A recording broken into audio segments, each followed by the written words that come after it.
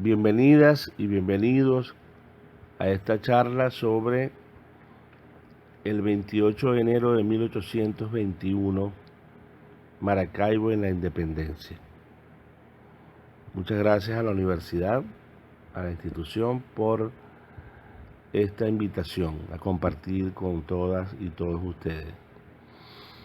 El 28 de enero de 1821 se produce un acontecimiento trascendental en la historia de nuestro país. Ese día, la entonces provincia de Maracaibo se declara independiente del yugo español y por tanto se constituye en parte de la República, que en ese momento se llamaba República de Colombia, la que fundó Simón Bolívar en 1819 en Angostura del Orinoco. Este hecho, en primer lugar, hay que decir que ocurre de manera impecable. Es una operación militar de lo que en el arte de la guerra de Sun Tzu se llama la batalla perfecta. Es decir, ganar una plaza, o sea, conquistar pues un espacio territorial, una ciudad, un punto estratégico y en este caso inclusive un lago con acceso al mar, conquistarlo sin derramamiento de sangre, sin pérdida de vidas humanas, en primer lugar, que es lo más importante de todo, pero también sin destruir la planta física, es decir, no hubo necesidad de disparos, de cañonazos, de sablazos. Por eso es la batalla perfecta. ¿Cómo se logró conquistar esa lucha que además había comenzado desde finales del siglo XVIII?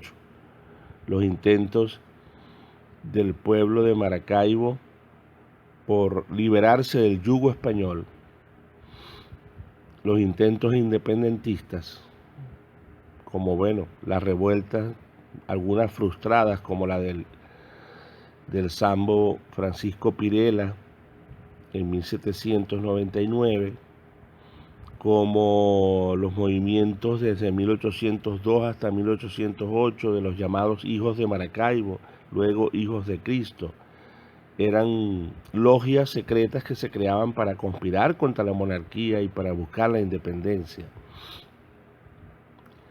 Pero en esta etapa había una represión muy fuerte en Maracaibo. El poder español tenía aquí instalada una gran fuerza militar, porque recordemos que el principal medio de transporte es el marítimo y parte de la flota de la Armada Española que se movía por el Caribe, por los principales puertos, La Habana, Cartagena, la misma Guaira, etcétera.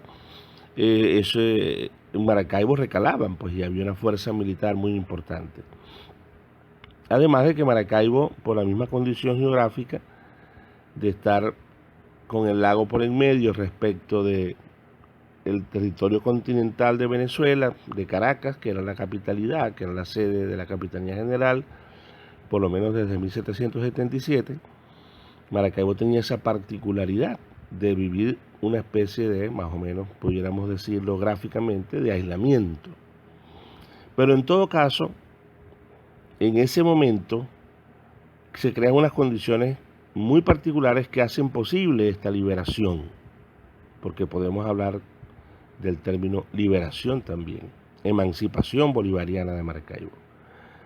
¿Cuáles son esos acontecimientos? Que Rafael Urdaneta está ubicado estratégicamente en la zona sur del lago, por la provincia de Trujillo, con comunicación más o menos fáciles, pues en ese momento, con Gibraltar, por decir, un lugar estratégico. ¿Por qué? Porque en noviembre de 1820 se han suscrito los acuerdos, los famosos tratados de armisticio y regularización de la guerra con la parte española. Recordemos el capítulo donde Simón Bolívar, en nombre de la República, y Pablo Morillo, que es el máximo jefe militar, político militar del Imperio Español aquí en nuestro territorio, suscriben aquel acuerdo en Trujillo y el pueblo de Santa Ana de Trujillo, donde se produce el famoso abrazo de los contrincantes. Pues Urdaneta, Bolívar lo ha nombrado jefe de la Guardia, que es el aparato militar más fuerte del ejército libertador, y cerca de Maracaibo. Bolívar y Urdaneta venían hablando desde hacía un año del asunto de Maracaibo, y Bolívar lo trata del tema de Maracaibo muchas veces. Bueno, desde el Manifiesto de Cartagena, que es su primer documento público internacional, ya él habla de la importancia, la estrategia de tener que ubicar ese punto de Maracaibo como una referencia importante en la lucha para poder controlar el territorio de la fachada caribeña de Sudamérica, y también lo nombra en la Carta de Jamaica. En septiembre de 1815, Bolívar dice que Maracaibo incluso se proyectaba como la posible capital de esa república que él soñaba crear con el nombre de Colombia, que era la unión en primer momento de Venezuela y la Nueva Granada. Pues llegó ese momento, y en el marco de esa situación que describimos, Urdaneta coloca estratégicamente en Gibraltar al batallón Tiradores, una fuerza militar importante.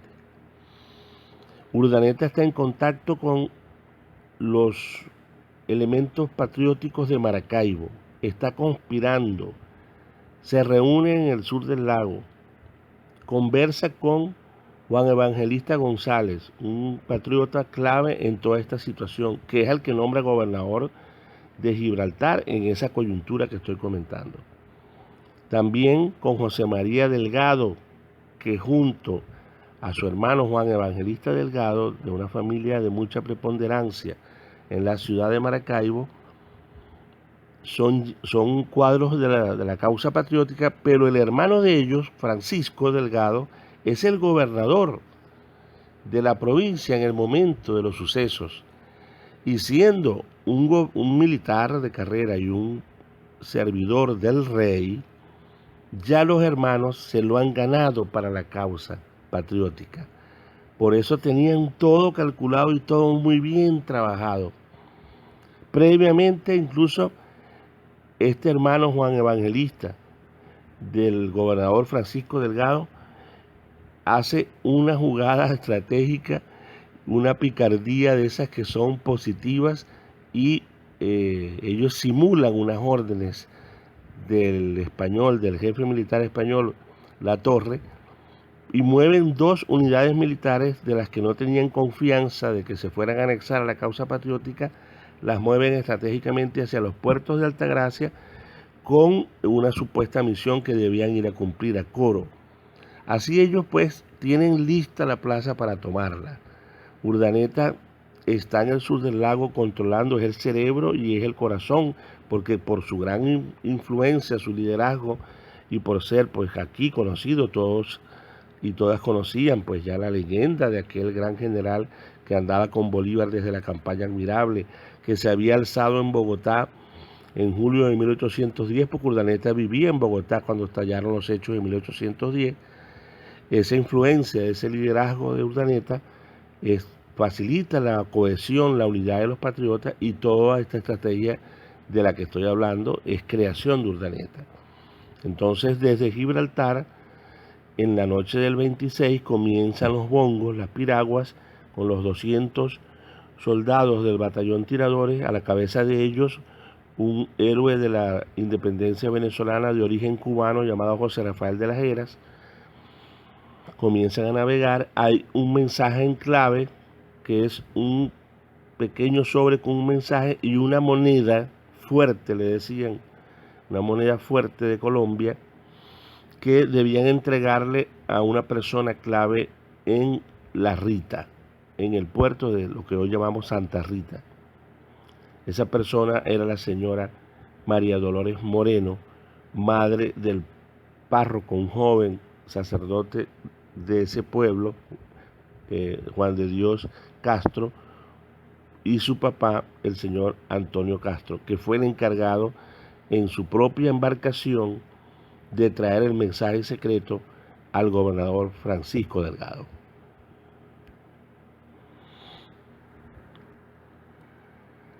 Ese mensaje en clave secreto que solo conocían los jefes de la operación, Urdaneta, Evangelista González, el gobernador Francisco Delgado y a lo sumo sus dos hermanos que estaban desde antes en la lucha.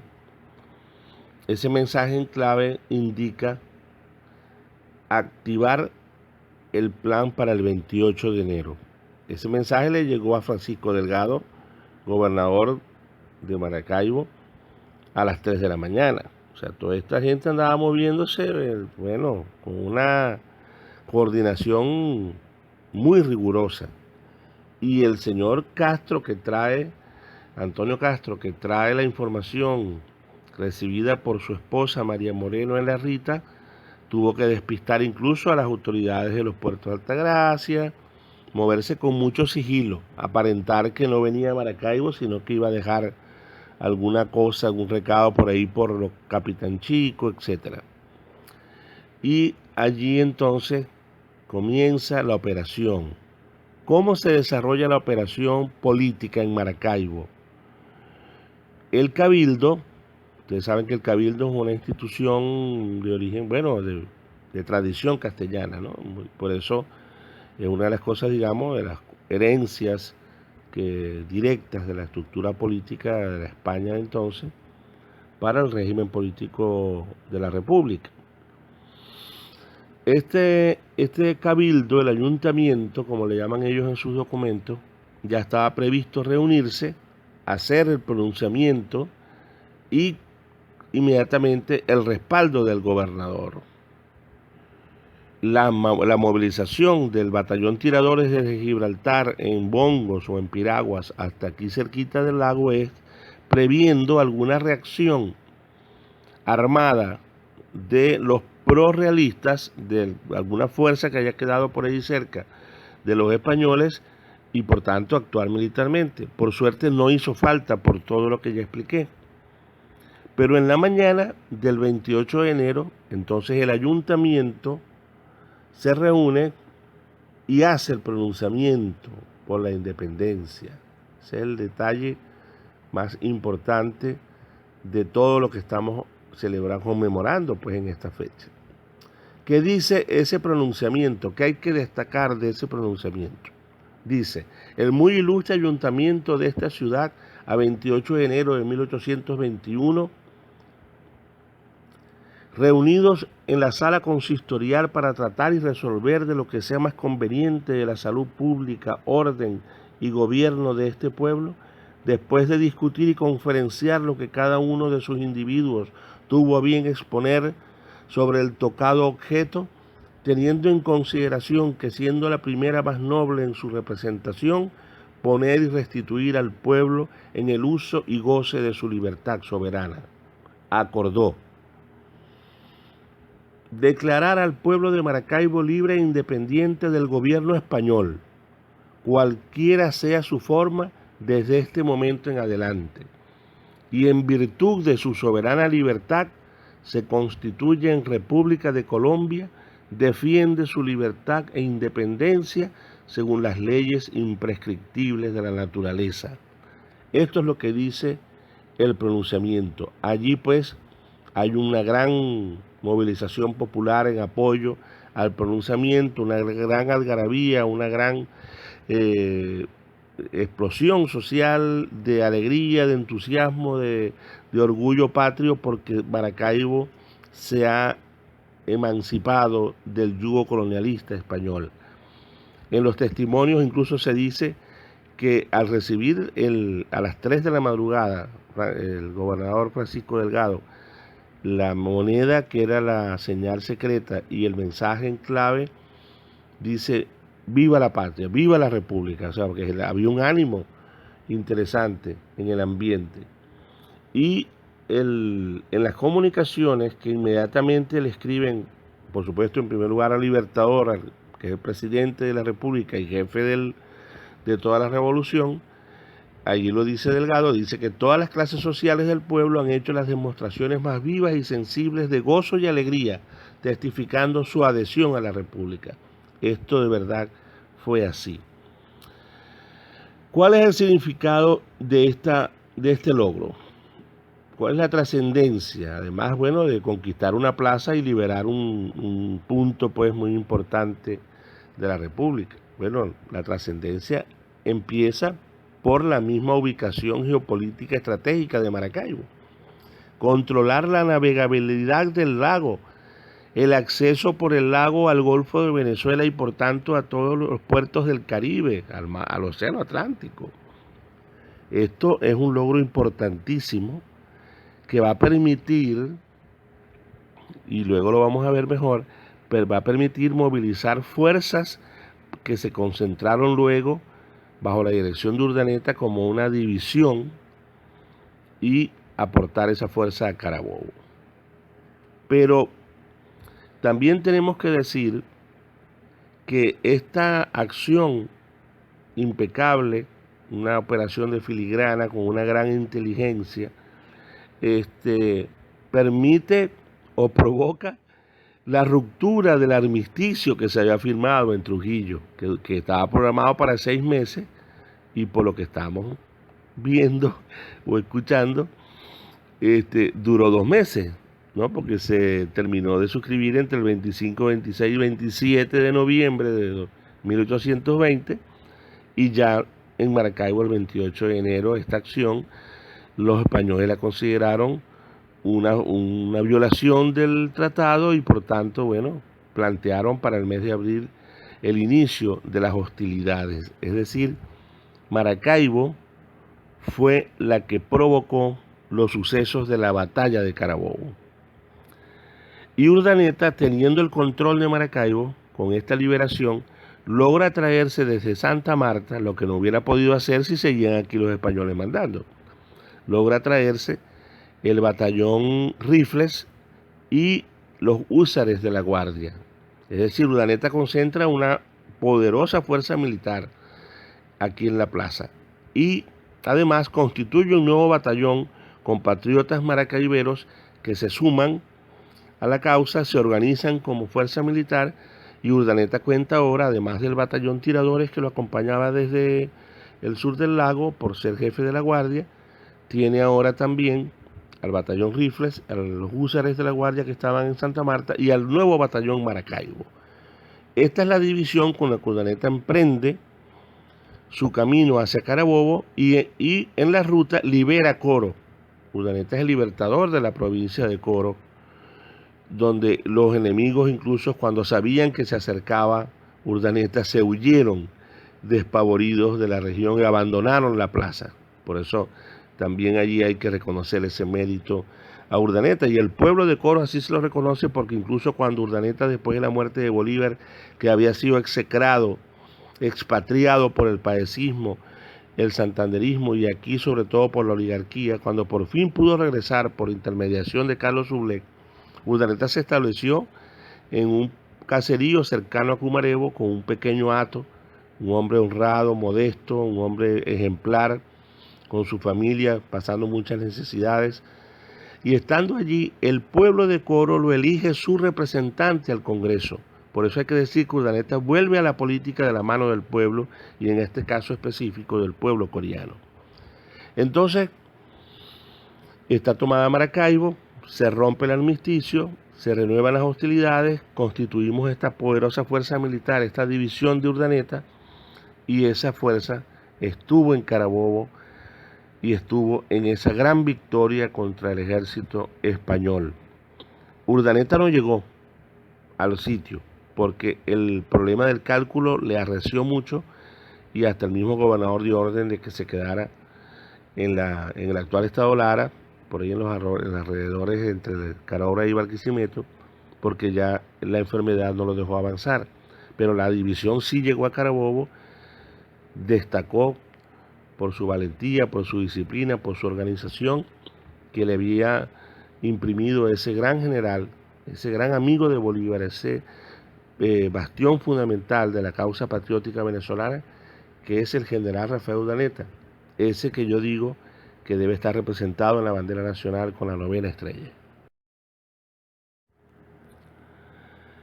Estos son los hechos, así ocurrieron las cosas y aprovechemos estos últimos minutos para reflexionar entonces cuál es la importancia de conmemorar este bicentenario. Claro, los bicentenarios, digamos, son efemérides que en cualquier parte del mundo es grandioso, es bonito conmemorar porque en Aguara son 200 años, o sea, una magnitud temporal que no se conmemora muy frecuentemente. Además, yo le agrego lo siguiente, yo estoy convencido de varias cosas que he ido reflexionando en esta lucha por la memoria histórica, por las raíces ancestrales de nuestros pueblos. Y una de ellas es que los pueblos que pierden la conexión con su ancestralidad son presas fáciles de intereses foráneos. Los pueblos que no tienen un afinque en sus raíces históricas, que no están conectados con la épica nacional, son pueblos que están unidos por lazos frágiles, ¿no? Por lazos que a lo mejor son simbólicos, pero que no tienen una fuerza telúrica, una fuerza espiritual, incluso amorosa, que es como un colectivo con intereses comunes. Y eso es lo que es la patria. La patria es, además de territorio, la patria es un sentimiento que alberga al ser humano, que le hace sentir emoción, pertenencia por, por ese concepto, por ese terruño, con un nombre, con una historia. Eso por lo que uno incluso está dispuesto hasta ir a la guerra. Una cosa tan horrible, tan horrenda como las guerras, ¿no? Donde hay que matar, donde hay que morir. Bueno, la patria es eso, es una fuerza muy poderosa. Y una de las cosas más importantes que los venezolanos y venezolanas tenemos que valorar es nuestra historia. Yo digo que esa es la segunda reflexión que hago, la mayor riqueza de nuestro pueblo, de Venezuela en particular, no es el petróleo, no son los minerales de Oriente, no es el petróleo del lago, ¿no? Que ya fue expoliado por el imperialismo y por los corruptos, etcétera. No, nuestra mayor riqueza es la historia, porque en la historia también está la cultura que nos une porque nos hace sentir emoción por una estética, por un mensaje poético, por un ritmo musical. Entonces, esos elementos que conforman la espiritualidad de la nación, eso es la patria. Entonces nosotros tenemos una gran riqueza allí, porque nuestro pueblo ha sido capaz de realizar proezas que nadie ha copiado en el mundo, nadie ha podido alcanzar la gloria de la gesta bolivariana, o sea, un pueblo casi en harapos, una pequeña capitanía general, no éramos un virreinato como el Perú, no teníamos las riquezas de la plata, ¿no? Que se aprovechaban en Buenos Aires, la plata del Potosí. Éramos un pueblo modesto y sin embargo incluso de la misma clase dirigente, de los mantuanos que llamaban, de la clase propietaria, surge este héroe, esta personalidad trascendental de la humanidad como es Simón Bolívar y sus compañeros más fieles, en el caso de Urdaneta, el más fiel de todos y el más correcto. Esta herencia es muy importante, es muy importante. Nosotros fuimos hasta el Potosí. Nosotros no solo liberamos a Venezuela varias veces porque nos derrotaban y volvíamos a reemprender la lucha, sino que liberamos también la Nueva Granada, liberamos Ecuador, liberamos el Perú, que incluso el gran general del sur, San Martín, no había podido completar esa liberación. Y lo hicimos nosotros.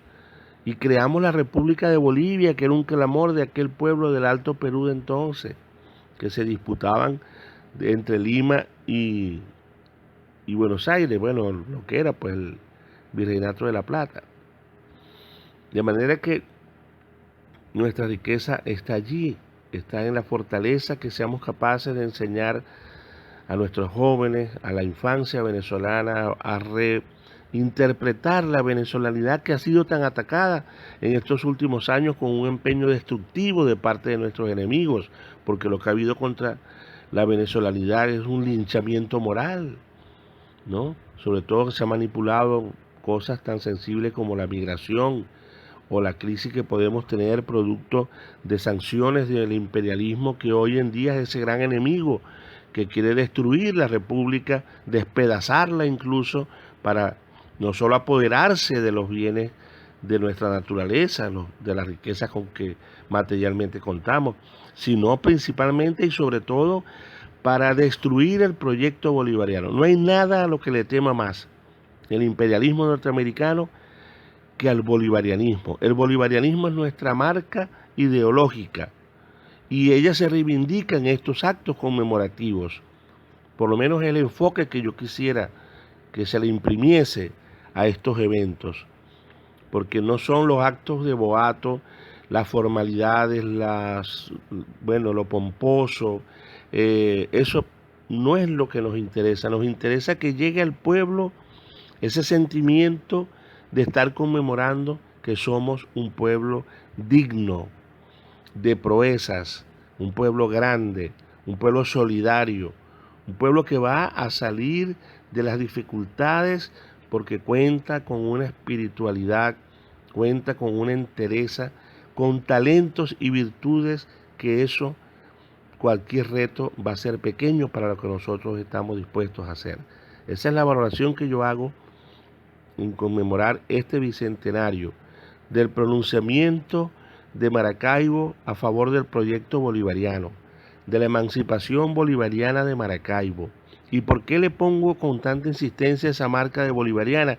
Porque así fue, porque el general Urdaneta era la garantía de que el proyecto bolivariano prendiese en la sociedad maracaibera, y ha sido tan así que aquí estamos todavía los seguidores y las seguidoras de Bolívar y Urdaneta, aportando desde Maracaibo para que la soberanía nacional de Venezuela nadie la pueda mancillar. Muchas gracias y un gran honor haber compartido con ustedes.